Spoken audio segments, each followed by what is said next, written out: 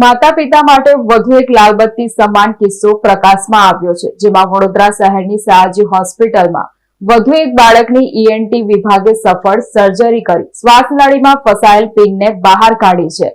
સાથે અન્ય એક 3 વર્ષના બાળ દર્દીના ગળામાં સિક્કો ફસાઈ જતા તેની પણ સર્જરી કરી બહાર કાઢવામાં સફળતા મળી હતી. વડોદરામાં 10 કલાકમાં 2 બાળકોએ જીવલેણ વસ્તુ ગળી પેપર પિન અને સિક્કો ફેફસામાં જતા માસૂમોના શ્વાસ રૂંધાયા હતા. જ્યારે ઈએનટી વિભાગે સર્જરી કરી બાળકોને નવજીવન આપ્યું છે. છેલ્લા 10 કલાકમાં જ 2 નાના બાળકોએ નાની નાની વસ્તુઓ ગળી જતા માતા પિતાના જીવ અદ્ધર કરી દીધા છે. એક 11 વર્ષીય બાળકે પેપર પિન ગળી જતા તે ફેફસામાં ફસાઈ જતા શ્વાસ રૂંધાઈ જવાની જીવલેણ સ્થિતિ ઊભી થઈ હતી. જ્યારે અન્ય 3 વર્ષના બાળકે સિક્કો ગળી જતા ગળામાં અવરોધ ઉભો થયો હતો. આ બંને કિસ્સાઓમાં વડોદરાના એસએસજી હોસ્પિટલના ઈએનટી વિભાગની ટીમે બ્રોન્કોસ્કોપી દ્વારા સફળ સર્જરી કરીને પિન અને સિક્કો બહાર કાઢી બાળકોને નવજીવન આપ્યું છે. છેલ્લા 3 દિવસમાં આ ત્રીજો એવો કિસ્સો છે જે રજાના દિવસોમાં બાળકો એકલા રહેતા હોય ત્યારે નાની વસ્તુઓ ગળી જવાના જોખમ વધી જવાનું દર્શાવે છે.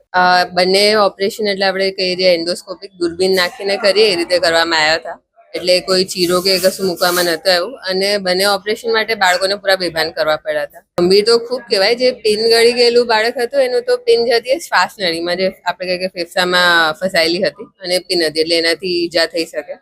તેમ રીતે સિક્કો હતો એ અન્ન નળીમાં હતો એટલે એનાથી શું થાય, ખાવા પીવામાં તકલીફ થઈ શકે બાળકને અને એ બધું આગળ જતા વધારે સિરિયસ થઈ શકે. એટલે ખાસ કરીને એની કાળજી રાખવી જોઈએ કે બાળકો મોઢામાં આવી કોઈ વસ્તુઓ રાખીને ફરે નહીં કે તેનાથી ઓગાળી જાય. ઓપરેશન આમ ટોટલ પ્રોસેસ કહીએ બેહોશ કરીને બહાર લાવવામાં કહી શકીએ 45 મિનિટ્સ 1 hour જેવું લાગે. બાળકોને લઈને ખાસ કરીને મેઇન કાળજી રાખવી કે કોઈ પણ આવો પદાર્થ મોઢામાં લઈને ના ફરે, કારણ કે નાના બાળકો તો સિક્કા જોઈને મોઢામાં નાખતા જ હોય.